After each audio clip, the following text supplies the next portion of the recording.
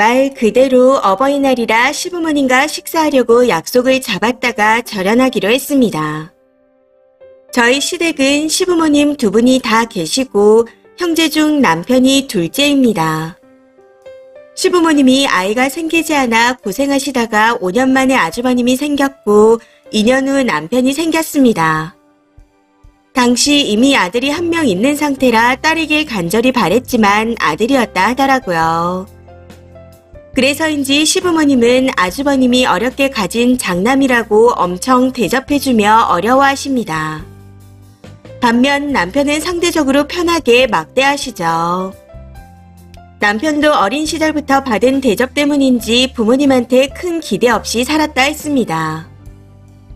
그런데 결혼하고 나서 저한테도 본인한테 하듯 막대하는 게 보인다며 점점 거리를 두기 시작했고 현재 저는 명절, 어버이날, 생신 때만 시부모님을 뵙고 옵니다. 그냥 시댁과 살갑게 지내는 편이 아니라고 보시면 될 것 같아요. 그런데 이번 어버이날 시부모님과 식사하는 문제로 일이 터져버렸습니다. 아주버님네가 금, 토, 일 캠핑을 가고 월요일에 휴가를 내서 시부모님 댁에 간다 하기에 저희는 금요일에 미리 가려고 했습니다. 그런데 갑자기 수요일에 아주버님이 연락해서는 비가 와서 캠핑을 취소했으니 토요일에 같이 만나자 했다 하더라고요. 여기서 참고로 말씀드리자면 시부모님이 회를 엄청 좋아하십니다. 저희 부부도 고기보단 회를 좋아하고요. 근데 형님이 날것은 아예 입도 대지 않고 생선류를 싫어합니다.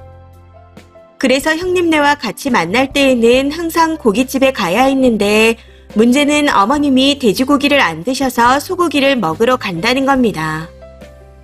저희 부부도 입이 짧고 고기를 별로 좋아하지 않아 많이 먹지 않는 편이고 아이도 3살이라 먹지 않으니 아주버님네 부부와 조카들만 거의 먹고 오는 편이죠.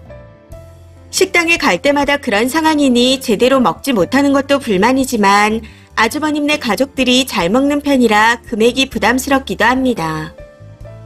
어쨌든 남편이 우리는 일식집 룸을 이미 예약해 놓았고 예약금을 미리 지불해 놓은 상태이다. 토요일에는 처갓집에 가기로 약속해서 안 된다. 하고 거절했답니다. 그랬더니 아주버님도 그럼 어쩔 수 없지.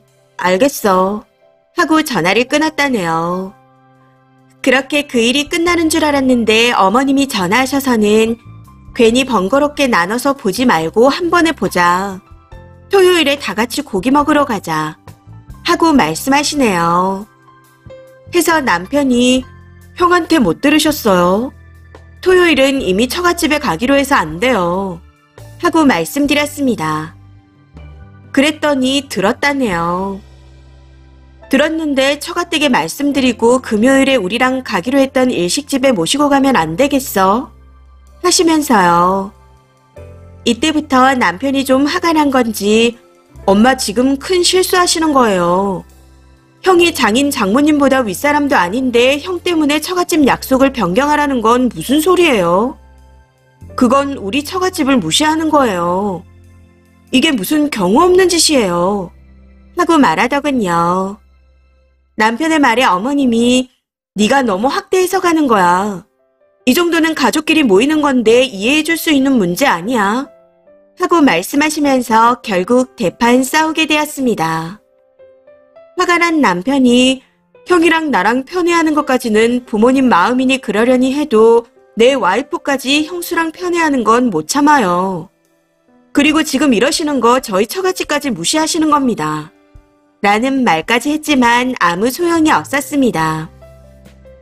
네 처갓집이 중요하다고 이렇게 엄마한테 대드는 건 옳은 거야? 마누라 치마폭에 휘둘려서 하는 짓이 아주 가관이다. 기껏 키워놨더니 부모한테 이딴 식으로 하는 거야? 하고 고래고래 소리 지르며 화를 내셨거든요. 남편도 거기서 제대로 터진 건지 잘하면서 그동안 차별당했던 걸 다 쏟아내더라고요. 형과 졸업식이 겹친다고 본인 졸업식에는 한 번도 안 왔던 것, 군대 갈 때 면회 한 번 안 온 것, 자취를 못하게 막았던 것까지 이외에도 여러 일들을 줄줄이 말하면서 우는데 제 마음이 다 아팠습니다. 그런데 본인 아들이 울고 있음에도 정작 어머님은 그때 말하지 왜 이제 와서 말하는 거야 하며 적반하장으로 더 화를 내셨습니다. 결국 남편이 그럼 저는 여기까지인 것 같네요. 여태까지 키워주셔서 감사드립니다. 적어도 받은 만큼은 해드린 것 같으니 이제 그만 보고 살아요. 건강하게 지내세요. 하며 전화를 끊어버렸습니다. 그렇게 전화를 끊고 난 후 한참을 우는데 그 모습을 보고 있자니 가슴이 내려앉는 느낌이었습니다. 더 어이가 없는 건 그 후 시댁에서 연락 한 통 없었다는 겁니다. 아주버님이 전화를 해오긴 하셨지만 저희가 안 받으니 엄마가 별 생각 없이 말한 걸 그렇게까지 얘기하냐 하고 메시지를 보내왔더라고요. 물론 본인 입장에서야 별거 아닐 수 있겠지만 남편은 여태까지 쌓인 게 터진 겁니다. 부모님께 항상 대접만 받고 자라온 아주버님이 남편의 마음을 이해할 리가 없겠죠. 아무튼 남편은 앞으로 절대 시댁 식구들과 안 볼 거라고 합니다. 제 폰을 가져가서 시댁 식구 번호를 다 차단시키고 삭제까지 해버렸네요. 그동안 남편이 사업을 해서 시간이 자유로워 항상 시부모님을 챙겨왔습니다. 부부가 함께 시댁에 찾아뵙는 건 1년에 손에 꼽힐 정도였지만 남편이 혼자 이것저것 많이 챙겨드렸었죠. 추적 검사를 해야 해서 병원에 자주 가셔야 하는데 남편이 항상 모시고 다녀왔고 농장을 크게 하는 큰 집에도 모셔다 드리곤 했습니다.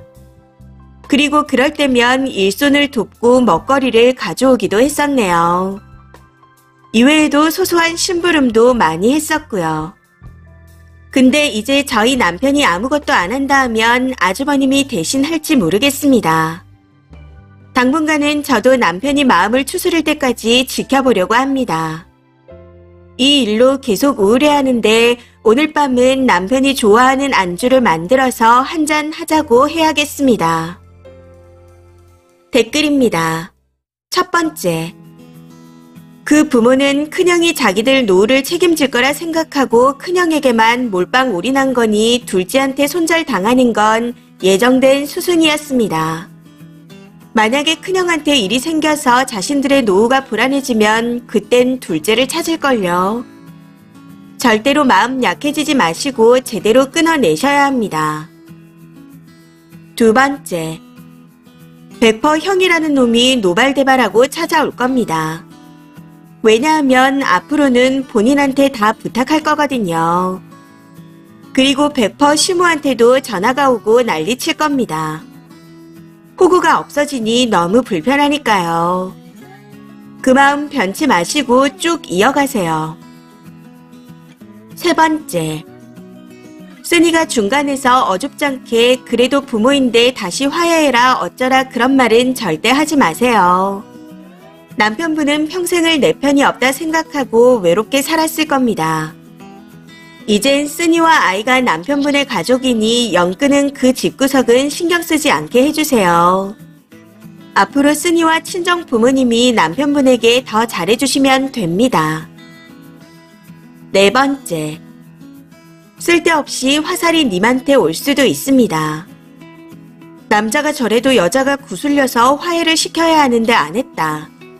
친정 부모님 이야기로 절이 된 거니 다 네 탓이다 할 겁니다. 그러니 님은 아무것도 하지 마세요. 남편이 오죽하면 저럴까요? 효도는 남편이 다 하고 있는데 형 눈치만 보고 형 말은 다 들어주려 하면서 남편은 개무시하잖아요. 그것도 모자라서 처가까지 개무시하니 열받은 겁니다. 화해를 하던 연을 끊던 지들이 알아서 하게 님은 가만히 계세요. 님뿐만 아니라 님 부모님도 개무시하는 시가 같은데 만약 저였다면 제가 나서서 시가랑 연을 끊어버렸을 겁니다. 다섯 번째. 그날 하루 동생네 돈 빼먹으려다 안 되니까 지그 엄마한테 전화해서 흘린 겁니다. 그렇게 엄마가 둘째한테 전화하게 만들고 중간에서 지는 효자인 것 마냥 문자를 남기는 형이라니. 진짜 소름입니다. 둘째 차별하는 걸 알고 그걸 이용해서 부모님이랑 동생을 은근슬쩍 휘두르며 사는 거죠. 양쪽에 착한 척을 하면서요. 이제 동생이 아무것도 안 하면 지가 조금 하는 척 하다가 부모님 전화도 안 받을걸요. 이건 100%입니다. 이번 사연은 여기까지입니다. 시청해주셔서 감사합니다.